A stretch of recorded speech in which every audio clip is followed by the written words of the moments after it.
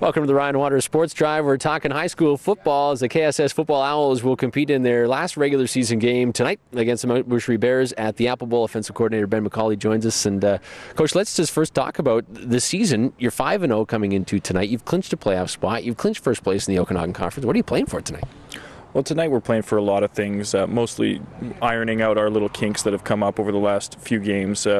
Being that our competition is slightly inferior to that of the coastal conferences, we tend to get away with mistakes.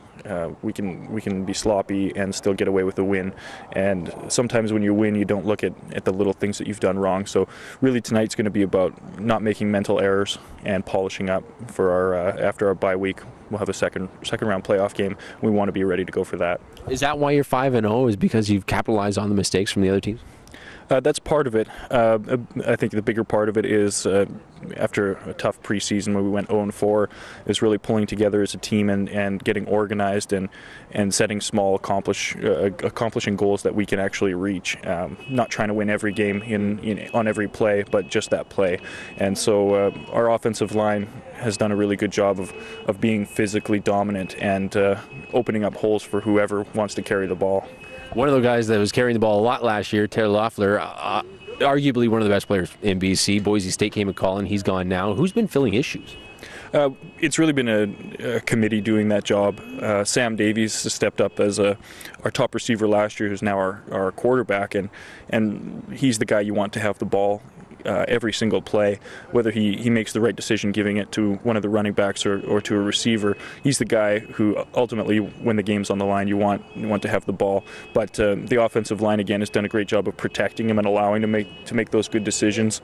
So, but it's really been a host of guys, and we've had to game plan quite a bit differently, as Taylor had a great arm and could also run very well. We've had to look at other ways of moving the ball down the field, and I think we've done that pretty successfully. I want to ask you, is there football culture here at KSS? We hear about it in the pro level and the junior level, but is there a football culture here in high school?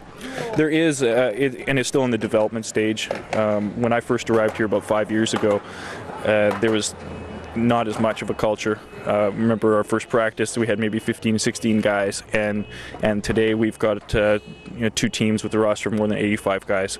So there's definitely something growing. We're attracting younger guys, so we started with just 10s, 11s, and 12s, mostly 11s and 12s. Now we've got 8s, 9s, 10s, 11s, and 12s. So there's guys walking around at the middle schools who want to be part of the program, whether it's here or at Boucherie, at Rutland.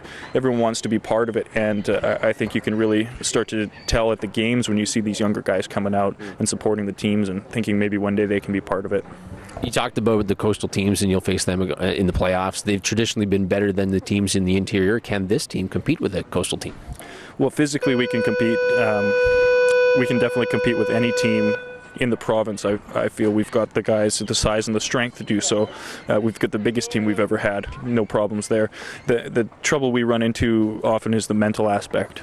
We've had 6 weeks of regular season play after tonight, and we can get on a mental lull where we aren't as sharp as we need to be. And the coastal conferences, you're competing against the top teams every week, and so mentally you're peaking at the right time, working out those kinks all the way through, whereas we kind of hit a low at this point of the season, and it's really something you have to safeguard against in practice.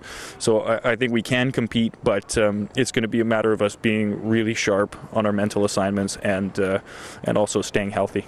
Any idea who you might play in the first round? It looks like we'll be set up to play against WJ Mowat after our first week bye. Mowat will play the number 5 team from the Western Conference.